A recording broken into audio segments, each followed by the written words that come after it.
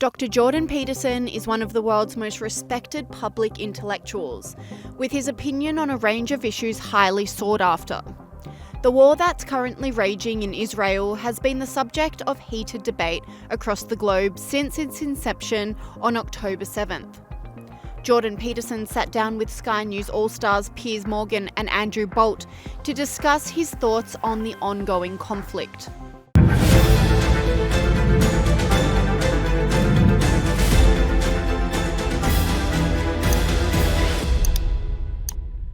When Hamas waged war on Israel by callously targeting young people at a music festival, Jordan Peterson instantly felt sick. On October the 7th, Hamas obviously committed a terror attack of appalling magnitude. Where were you when you first heard about it, and what was your instant feeling about it? Well, my instant feeling was to be sickened by it, and it hasn't been that long since I was in Jerusalem, and so it was a little closer to me than it might have otherwise been. I'm also more sensitive to any signs of anti-Semitic catastrophe from studying the Holocaust for the length of time that I did. And I've always regarded Jews as the canary in the coal mine. And I think the reason that the Jews are the canary in the coal mine is because they're a successful minority. And if a culture can tolerate a successful minority, it's pretty damn robust and it's not very resentful. And as soon as a culture starts to get resentful, the Jews make an easy target because they're a minority, and so that's an easy target to begin with. But then they're the minority that has the temerity to be successful. And that really brings the resentful out of the rat holes. Peterson says the war began because of the desperation of totalitarian nations. If it was straightforward and simple, and if there was an easy path forward, then there wouldn't be a war. And so, I can tell you what I think is going on to the degree that you can reduce it to something quickly explicable. I think Iran is desperate because of the tenuous hold on power that the mullahs now have in Iran, given their own citizens' rebellion. I think they see the Abraham Accords, which were the most significant step forward towards peace in the Middle East for like 75 years. They see the Abraham Accords as an existential threat.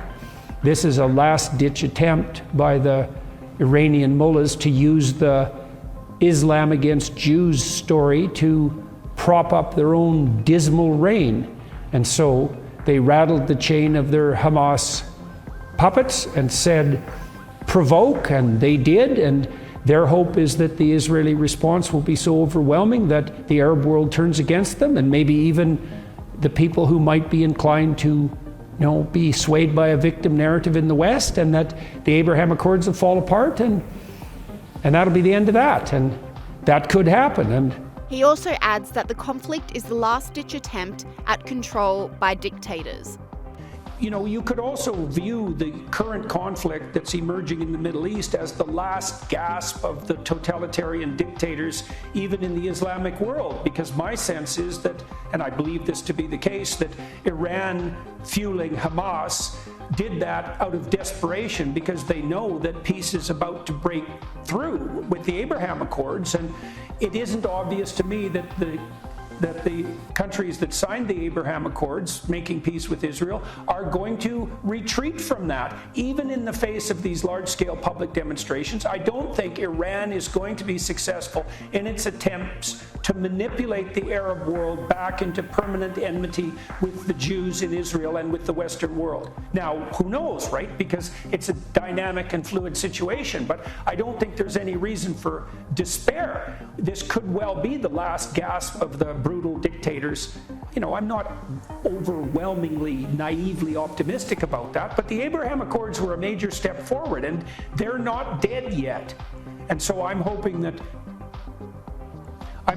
countries like the United Arab Emirates and Saudi Arabia, the Saudi Arabia who would have signed the Abraham Accords if they would have been approached properly, let's say by the Biden administration 2 years ago, I think they may still be on board. I think that's possibly still salvageable. And so there's room for hope even on that side of the equation. He says the war is a continuation of the oppressor-oppressed narrative.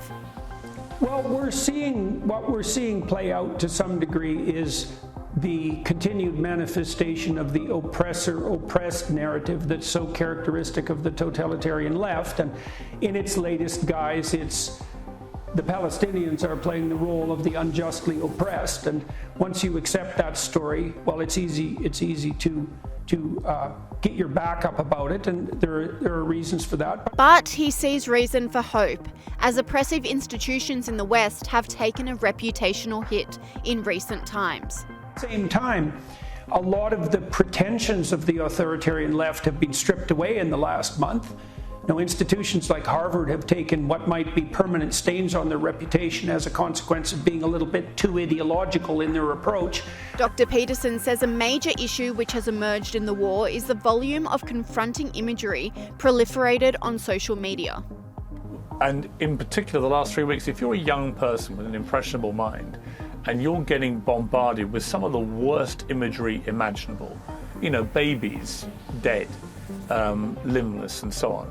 If you're getting that on your feed all day long, which I'm seeing on mine, so they must be, it can only have an incredibly damaging effect to I think, a young generation already ripped with anxiety, ripped with problems about how to deal with the real world. And I think a lot of it is they're just seeing so much bad stuff all the time on social media, which when I was young, you just couldn't see it. You would not be able to access this kind of thing. You were protected in a way from the reality of things like warfare, and protected from this kind of imagery. Yeah, well, again, it's a problem of technological revolution, because this new sensory system that we've produced, this new system of perception, it's a fire hose, first of all, that's impossible to govern. You can never get on top of it. It's infinite in its scope. Yeah. And then it allows the pathological and the terrible to spread as rapidly as the beneficial and the good. And so it is overwhelming. It's not just kids that have a hard time with that. I mean, it's just these technologies, well, what do we expect? They're insanely powerful and remarkable, but they carry with it all of the implications of that insane power on the pathological side. And we don't exactly know how to deal with it. We don't know how to regulate. We haven't evolved the social norms even that regulate online conduct. When asked what an ideal solution looks like, Dr. Peterson focused on the successful implementation of the Abraham Accords. The Islam world should move in the direction of the Abraham Accords. That would be great for everyone. We could have a real peace. We could have something approximating a union of the Abrahamic people, and I think the accord was named extraordinarily well. Or we could have what we've had for the last 75 years with the Palestinians as perpetual cannon fodder, at the beck and call of those for whom having them be cannon fodder is useful. And so, there's just moral quandaries everywhere there. It's a minefield, but that's what I think is the fundamental reality of the current situation. It's a propaganda war, and there's a lot at stake. Dr. Peterson also discussed his controversial pro-Israel tweet, which caused waves at the start of the conflict. Sky News host Andrew Bolt asked him if he regretted his emotional brain snap. But you yourself were abused in a pack attack online for tweeting just after that sadistic Hamas slaughter of 1,400 Jews 3 weeks ago. Give him hell, Netanyahu. Do you regret that? I mean, should you regret it? Well, Twitter isn't a very good medium for commenting about vital matters, and what I did in the aftermath of that was release a video explaining something like we talked about tonight, which was the relationship between the thugs in Iran and the support for Hamas and what's really going on behind the scenes. And, that was a much more intelligent approach to the problem than my more emotional response to the Hamas brutality that unfolded in Israel. And so, it's difficult to master these complex technologies of mass communication perfectly. And one of the things that I've been trying to learn is when a quick quip is appropriate and when something more thoughtful and longer form is appropriate. And in this particular situation, the longer form response was more appropriate. Do I regret it?